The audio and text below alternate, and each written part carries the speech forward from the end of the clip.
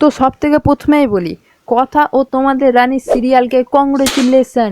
পেলি আড্ডার তরফ থেকে পুরস্কার পেয়েছে এই দুটো সিরিয়াল। আমি জানতাম কথা ও রানী তোমরা আমার মুখ উজ্জ্বল করবে, আমি জানতাম, এই জন্য তোমার উপর আমি ভরসা করেছিলাম। আমি জানতাম তো তোমরা পারবেই করতে। আচ্ছা দাদা, এখানে তোমার মুখ কি করে উজ্জ্বল হচ্ছে? পুরস্কার তো পেলো ওরা, ওখানে তো তোমার নামও নেয়নি, তোমাকে তো ওরা চিনেও না। আর ওই তুই কি স্ক্রিপ্ট ভুলে গেলি? একবার স্ক্রিপ্টটা দেখ। আচ্ছা, 1 মিনিট, তুমি তো স্ক্রিপ্টই লিখো না।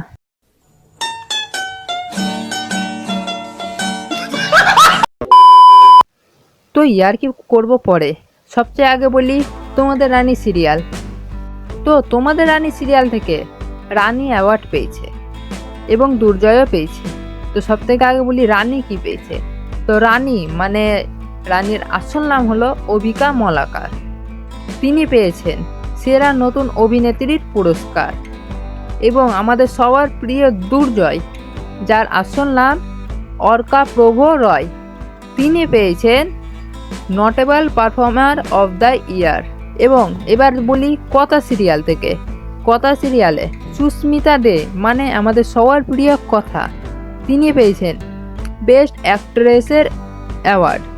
এবং সায়ন ভট্টাচার্য মানে আমাদের সবার পছন্দের এভি পেয়েছেন বেস্ট অ্যাক্টরের অ্যাওয়ার্ড। তো তোমরা জানো কারা কারা খুশি হলে কথা ও তোমাদের রানী সিরিয়ালের এই অ্যাওয়ার্ডের কথাটা শুনে? তো অবশ্যই আমাকে কমেন্ট করে জানাও।